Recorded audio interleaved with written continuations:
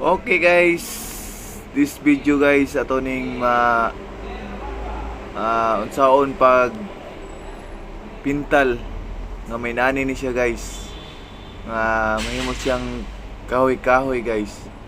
Actually nakalimot ko sa pagkuan guys. Sa yun sa nako ni pagkuan ako ng videoan guys, pero daghan ta mo gamay nga idea guys. Una, di na ito makalimutan na itong thinner, urethane. Weaver na siya guys. Urethane Toki. Muna itong color guys, Ferrari red. Tapos di ito makalimutan ang atong black. Muy nakahatag og highlights. Siyempre top coat clear, polygloss top coat clear with catalyst na guys. Pasensya na sa akong tingog guys, kay maragi sipon ko guys. Siyempre spray gun.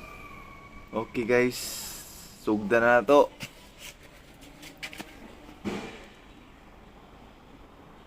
Hoy, paman gion naman dyan. Okay. Fast forward. Okay lang guys, kung kinsa tong wala ka subscribe guys, paki-subscribe guys para updated ka sa ako ang sunod nga video.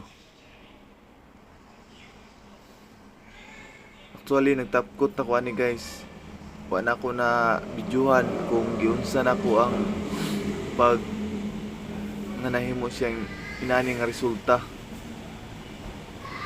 Ngayon ko pasaylo, pero next na ko nga video akong paningkamutan guys nga tanan makita na ninyo kung si sikreto na ko guys. Ay